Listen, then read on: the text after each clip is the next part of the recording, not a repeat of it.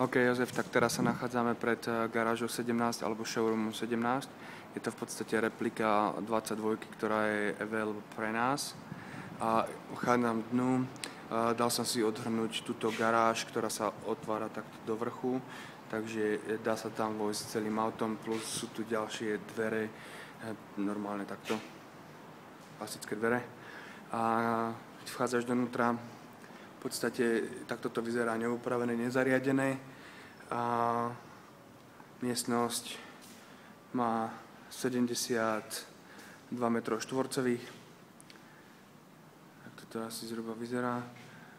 Má veľmi vysoký strop, takže v podstate by sa to dalo aj nejakým spôsobom využiť. Že by sme vedeli napríklad v polovici stropu dať nejakú, ja neviem, dať nejaké konzoly, ktoré by sme mohli v podstate využiť ten priestor nad nami ako ďalší sklad, pokiaľ by sme to spravili dosť pevné. Takže by sme mohli získať ďalších extra 75 m², keby sme do toho trochu investovali, čo si myslím, že by nebol problém. Hlavne, aby sa to spravilo bezpečne, pretože je tu veľmi vysoký strop, ktorý je vysoký až 6 metrov. A v podstate my ho nemáme ako využiť, okrem toho, že by sme mohli spraviť extra sklad. Tu, ako som spomínal, idú schody hore ešte predtým. V tomto pilieri sa nachádza toaleta, ktorú som tiež ale predtým ukazoval. Zrkadlo, umývadlo a záchod. Idem hore po schodoch, kde sa v podstate dostávam na prvé poschodie. Ako vidíš sám, miestnosť je veľmi presvetlená. Tak, vyšiel som hore. Je tu koberec, je tu klimatizácia, je tu celkom dobré osvetlenie, je tu kuchyňa.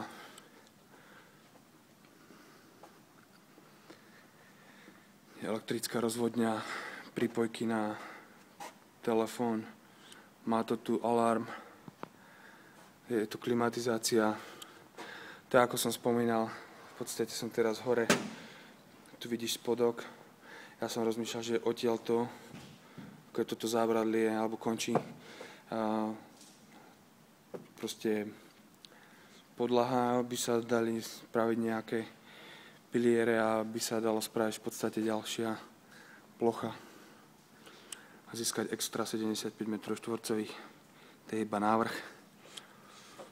Je tu bezpečnostné požiarne zabezpečenie, ako vidíš, klimatizácia.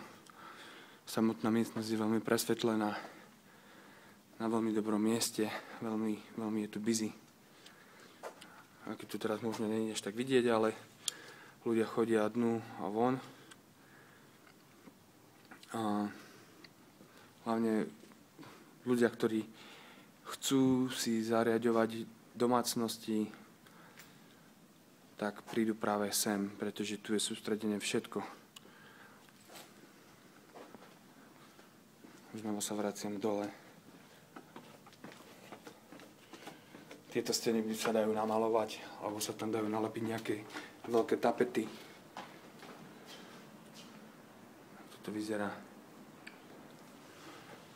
Ešte raz.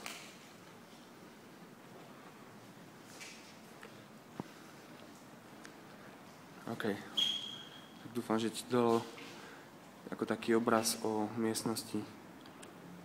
A ja idem ešte pomerať steny, vzdialenosti, výšky, aby si mal ešte takú predstavu, si to vedel premeriať alebo predstaviť priestor rozmerovo.